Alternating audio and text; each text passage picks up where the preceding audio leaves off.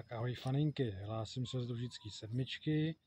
Přede mnou je 100 km a 4000 metrů stoupání. Není to závod, je to dálkový pochod, můj oblíbený dálkový pochod. Bude dost času na točení videí a je 9:30. Všichni startovali v 5 hodin, já startuju teďka, doufám, že doženu tak na 50. kilometru a jdeme na to.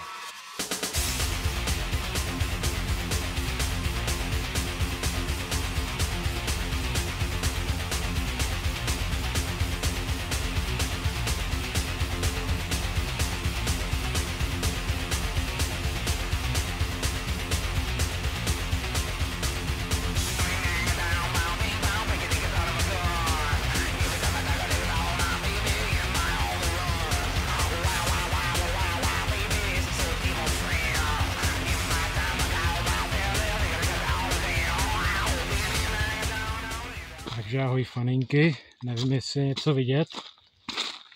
Něco před půlnocí, mám v nohách 17 km. Prvních 11 byla docela asfaltová nuda, teď už je to lepší, konečně nějaký trail.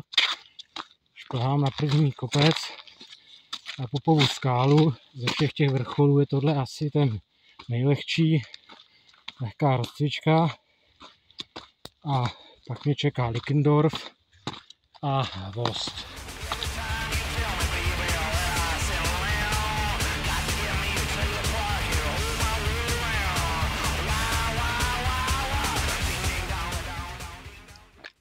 Takže je asi 1 hodina v noci a teďka jsem v Likendorfu, což je taková německá vesnice, která se vyznačuje tím, že ji nemám rád, protože v ní pokaždé zabloudím.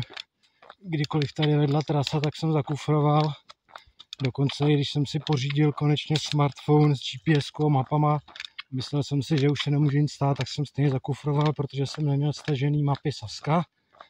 Takže až se jednou stanu zlým krutovládcem, tak Likendorf nechám anihilovat hned jako druhý.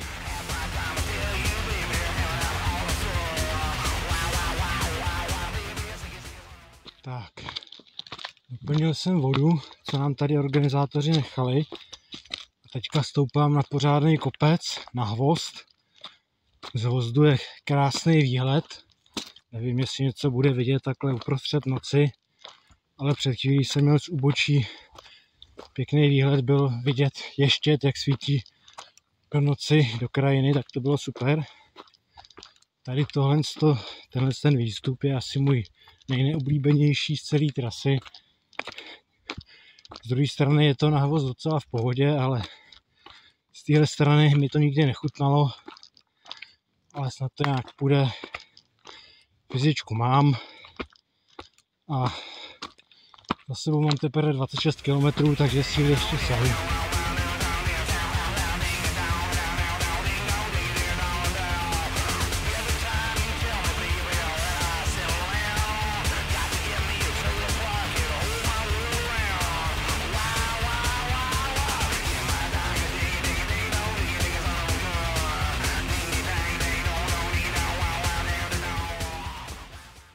Tak, jsou 3 hodiny ráno.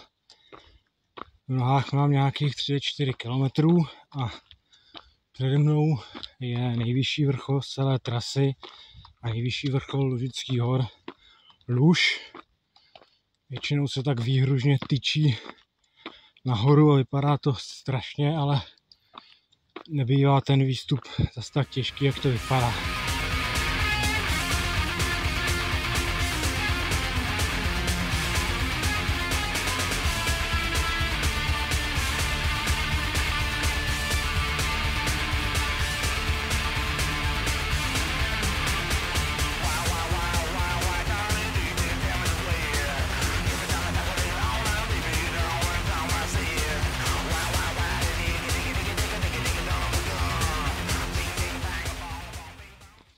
Tak, jsou 4 ráno, v nohách mám 39 km a nastoupáno nějakých 1500 metrů výškových a teďka stoupám na Pěnkavčí vrch, což je druhý nejvyšší vrchol Lužických hor.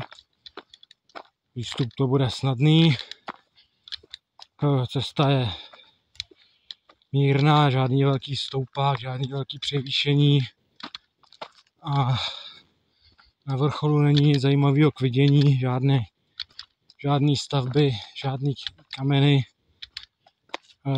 žádný rozhled, ani tam nevede cesta, takže si jen obkreslím kontrolu a půjdu na Jedlovou. Na Jedlový jsem chtěl být ještě za tmy, to nevím, jestli stihnu, uvidíme. Mám ještě asi 2 hodiny a pak jsem chtěl být v 7 v Chřibský, to už asi neklapne.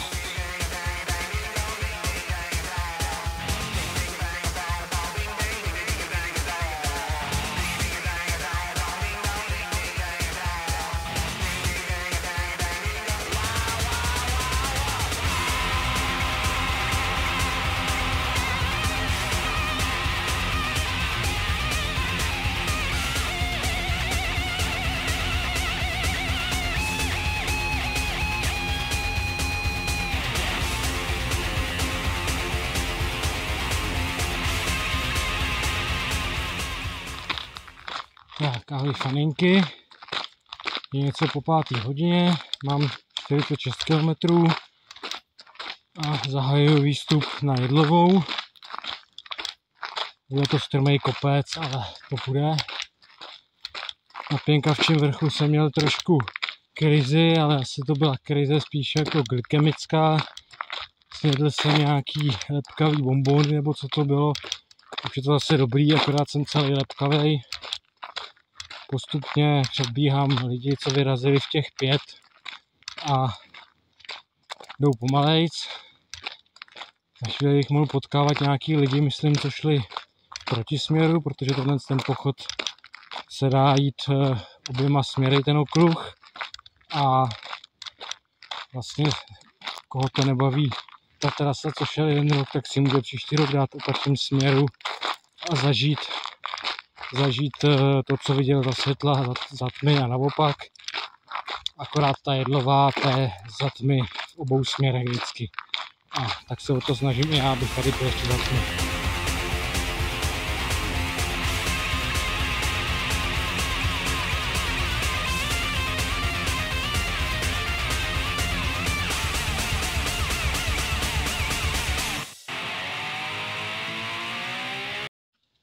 Ahoj faninky, teď jsme kousek od Chřibský, potkal jsem tady známou tvář z ČSUT, Martina.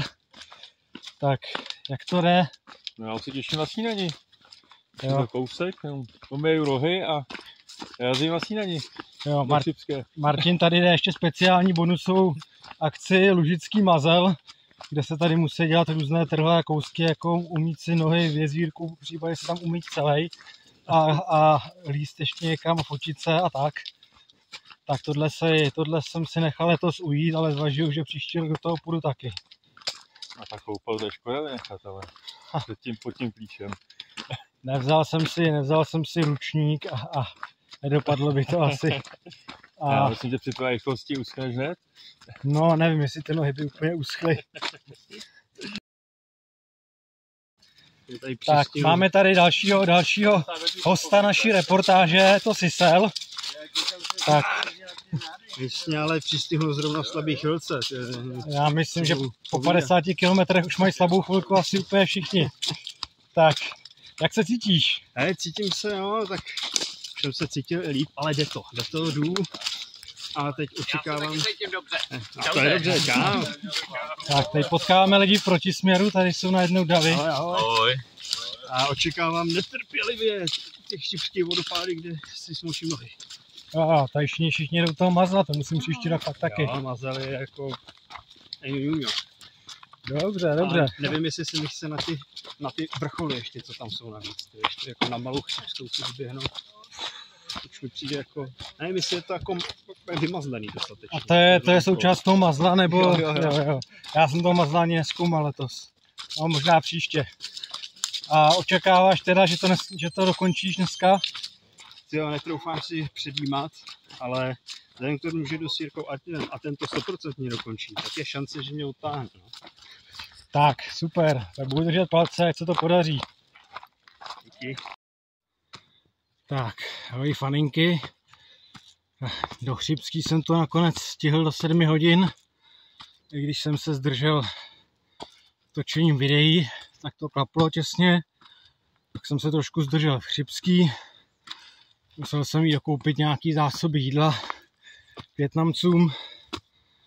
Tady nejsou občerstvovačky, já jsem si vzal 3krát tolik jídla, ale stejně to zdá se málo. Ale teď už to snad bude dobrý s těma zásobama.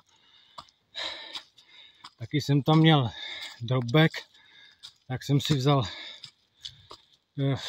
sluneční brýle, odložil jsem čelovku, vzal jsem si suchý tričko, o číslo větší, aby nebylo poznat, jak jsem se vyžral u Vietnamců. A teďka tady jdu takový úsek, který nemám rád, úsek na Studenec, a ten Studenec taky nemám rád. A ohlásím se na Studenci, leda, že bych potkal nějaké zajímavé respondenty, zatím potkávám samý lidi, co moc neznám, tak ty si nechci brát na rozhovor. Lidi, co mě neznají, mají tendenci nepochopit, tak radši chci udělat rozhovor s lidma, co znám. Oni mě teda taky nechápou, ale už si na to zvykli.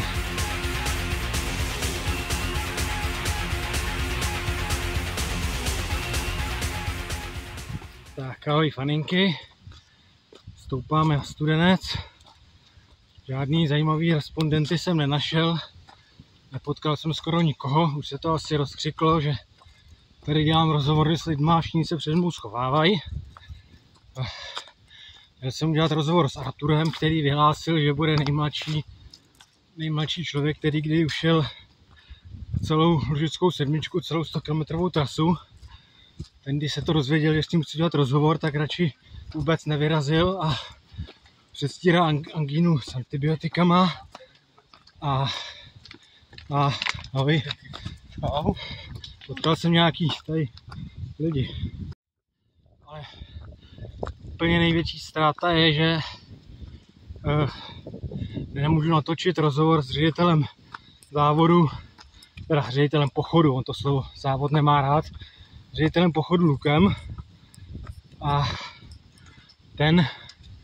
ten to pro jistotu vzdal, asi aby taky nemusel dělat rozhovor. A tím mi tady ale úplně rozhodil celý scénář tohoto pořadu. Já tady 60 km vymýšlím nějaký sofistikované otázky, abyste se vy faninky něco dozvěděli, a on mi to klidně jde. No. Tak jedině, že bych ho zavolal, ať ještě přijede na ten rozhovor a pak zase může jít domů. No, já teďka stoupám na Studenec, už je to trošku poznat, no, mám 62 km a 2,4 stoupání, ale tím to ještě nějak jde. Jsem před 2 týdnama dobře potrénoval a je to prostě.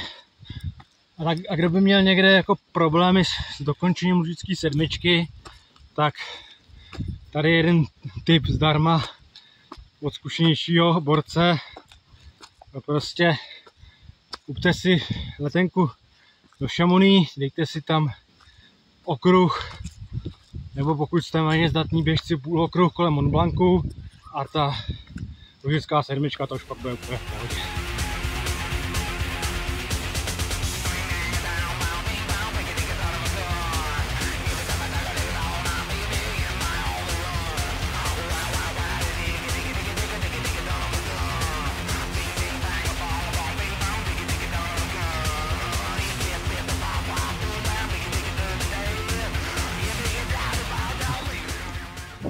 Začíná se mi trošku rozpadat můj plán na to celý pod 18 hodin. Už mám asi 4 hodiny sekeru, jak říkají hodinky. Měl by to nějaký fanoušky, jako byly ve Francii. S jejich podporou by to určitě běželo líp. Ale aspoň jsem si tady přivlastnil nějaký cizí fanoušky, tady se běží nějaký závod. 10 lužických 700, tak nebo tak nějak. A jak jsem běžel dolů z toho Studence, oni běželi teprve nahoru, tak si myslel, že jsem jako vedoucí běžec. Tak mě tam nějak jako hrozně tleskali a tak. A fandili mi a nějak asi nepotřebuju vědět, že k nim nepatřím. Tak, teď jsem si docela zvedl náladu, tak jsem se zamíchal do toho druhého závodu. Nejdřív jsem fandil těm, co šli proti směru, tak to bylo hezký, jak je to potěšilo, tak jsem to zvedl náladu i mě. Teďka občas pokecám s někým, kdo běží mým směrem, než mi utečou, protože oni mají teprve asi 20 kiláků a už skoro 70. A úplně nejlepší bylo, že jsem jim vyskvotoval občerstvovačku.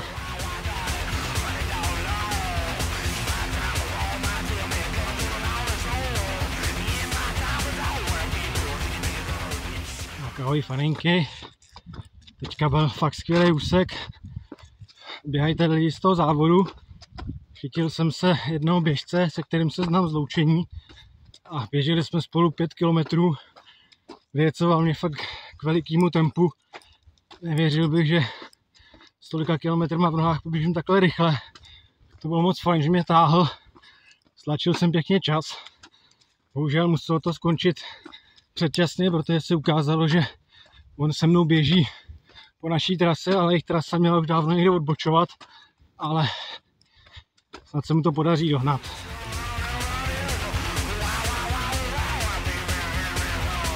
Faninky. Já bych se chtěl všem omluvit za ty namachrované řeči, jak mám formu z UTMB. Jsme v poslední čtvrtině závodu. Teďka se drápu na velký buk a zjistil jsem, že nemám formu.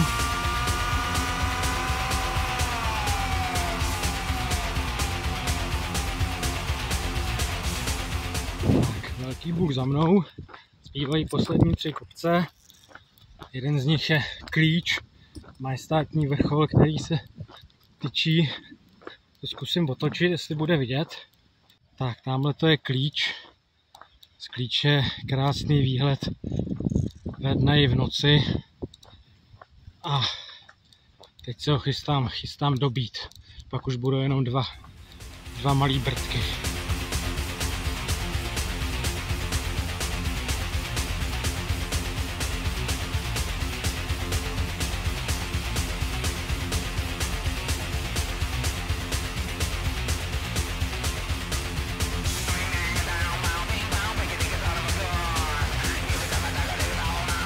Faninky, do cíle zbývá necelých 20 km,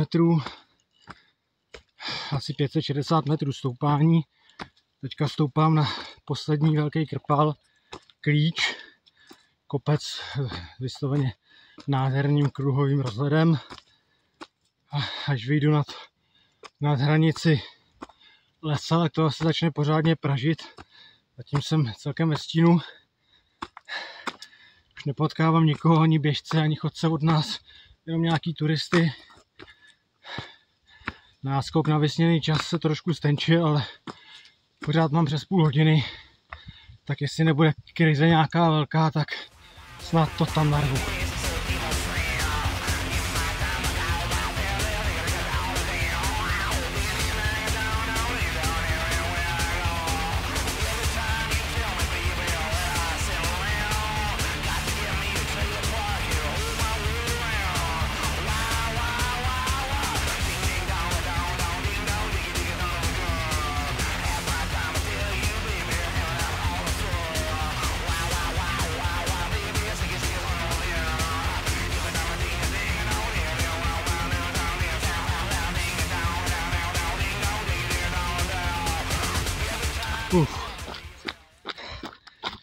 Tak zbývá mi ještě asi 2,5 hodiny času.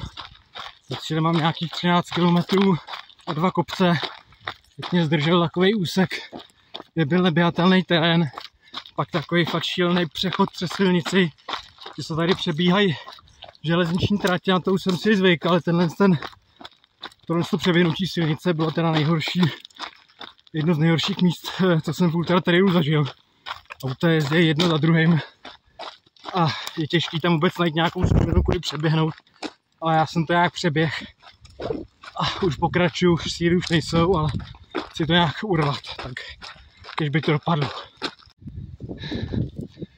Tak ahoj faninky.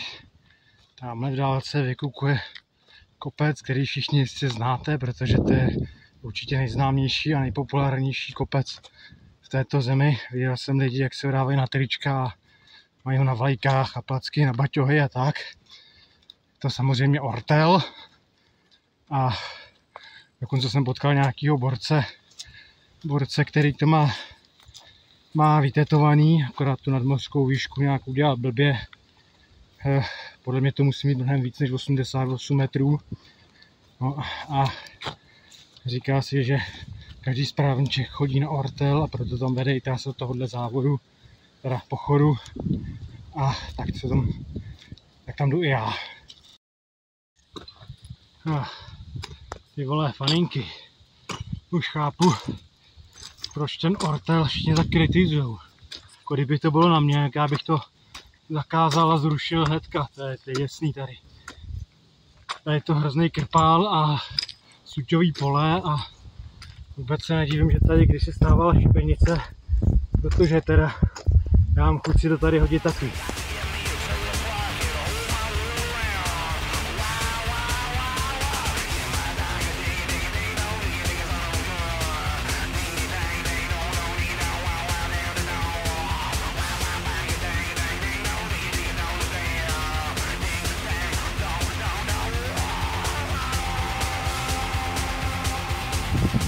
Ahoj faninky, zbývá posledních 6,5 kilometru. Tady jdeme takhle po poli a hrozně tady praží slunce, už nemám skoro žádnou vodu. Je tam ještě jeden takový otravný brdek. Máme si dle instrukcí dávat pozor na krávy. A pak je tam ještě před náma nějaký odzim nebo co, to nevím co je a není čas to vygooglit. A podle mě to bude něco jako krávy. A prostě uvidíme a půjdu a když tam bude mít něco velký rohy, tak se s tím nějak domluvím. Mám doma 5 psounů, tak se neleknu nějakýho stáda ozimu přece. Těpit, už to asi nestíhám. Přede mnou ještě 120 výškových na Brnišťák, což je jako hnusný kopec. Zarostlej, kde nic není zajímavého. Asi to bylo zahrzený hlavně proto, že prostě ta sprcha a to pivo v cíli se musí zasloužit. Když jsem tady šel posledně, teda prvně, tak to bylo úplně hrozný, jak to bylo zarostlý a neprůchozí. Dlouhá léta to pro mě sloužilo jako etalon, totálně zasekané a neběhatelné trasy. To jsem ještě nevěděl, že existuje pražská stovka. Předloni jsem tady byl naposledy, tak jsem si tady na seběhu podvrkl koleno, čímž jsem ukončil svoji slibně se rozvíjející kariéru fotbalovou nejhoršího obránce v nejhorší lize, v nejhorším týmu. Další lašní budáš chci.